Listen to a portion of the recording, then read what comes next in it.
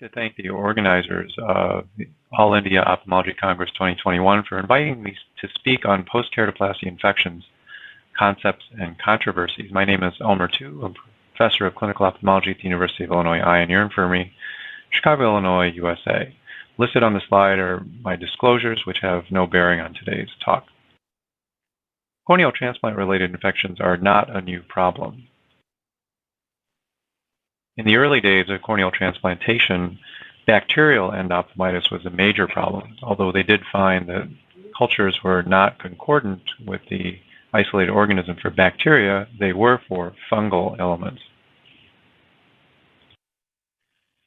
Because of this, a move was made to add antibacterial supplementation in the form of gentamicin and streptomycin, which was successful in reducing the relative proportion of infections from bacterial endophthalmitis and keratitis.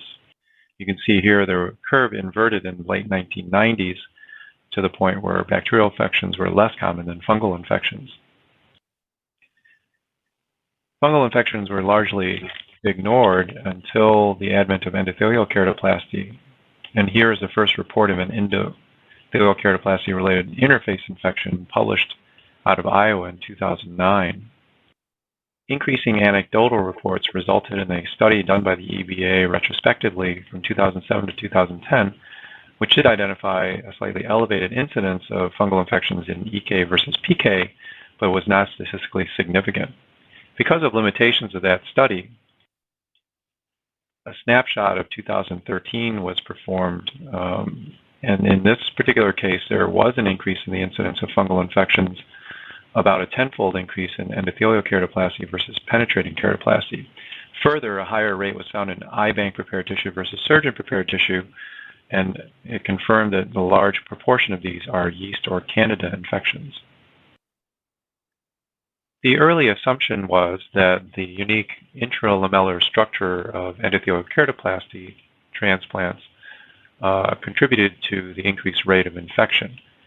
I, however, had the opportunity to look at the 2013 Eversight data and was surprised to find that, in fact, the donor rims that were prepared for EK had a significantly higher rate of contamination than those that were not processed and destined for PKP.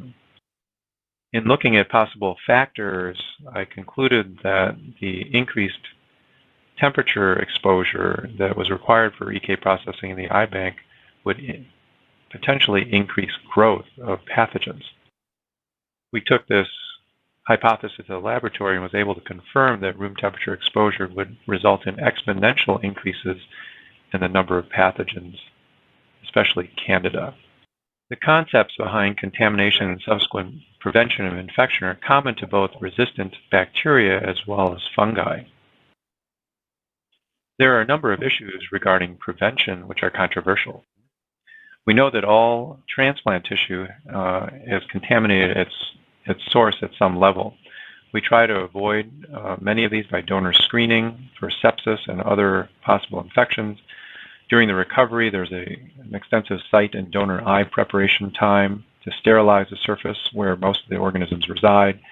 And during tissue storage and transportation, ensuring refrigeration, antimicrobial supplementation, and aseptic technique when processing occurs.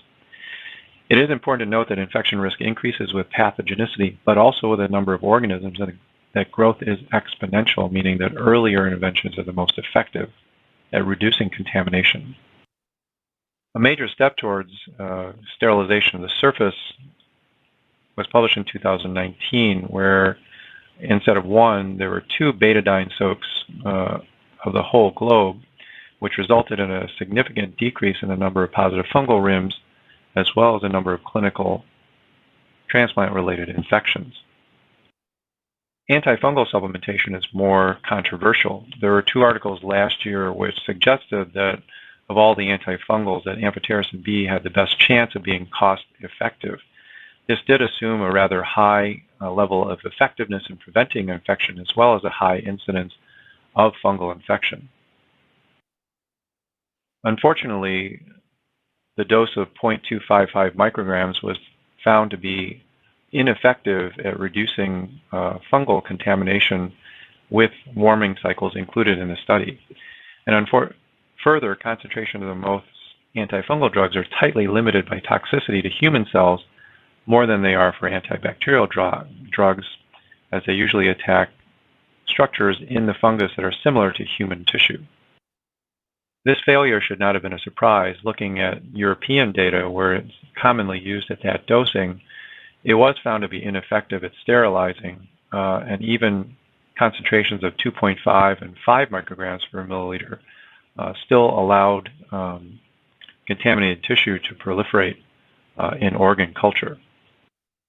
Dr. Shields and Farid presented a paper just a couple of weeks ago looking at their data, and it was found that Optazol with amphotericin B 2.5 micrograms did not result in a statistically significant reduction in positive donor rim cultures or post-transplant fungal infections, and was certainly non-sterilizing. It appears that the most beneficial strategies for reducing contamination include minimizing warming, reducing source contamination, and antibacterial supplementation. But given the lower incidence, as you see in the lower right, of keratoplasty-related infections, as well as the substantially lower efficacy rate, there are no antifungals that likely meet the standard of cost efficacy for antifungal supplementation. Donor rim cultures are also controversial. We know that from previous studies that fungal rim cultures are predictive and concordant with subsequent endophthalmitis and endothelial keratoplasty-related infections. However, the primary utility would be whether you could institute either antimicrobial prophylaxis or facilitate treatment should an infection arise. Antibiotic prophylaxis, however, is controversial. In surgical site infections, it's known that antimicrobial prophylaxis is beneficial. However, studies are very firm in that they must be given prior to the surgical incision. Efficacy drops by 50% if it's given after the surgical incision up to 60 minutes, and the rate of infection is 5 times greater if given greater than 120 minutes after incision. This is far different than what is proposed for corneal donor rim cultures, where the cultures may come back anywhere between 1 to 30 days later, and giving prophylaxis at that point is likely to be less useful.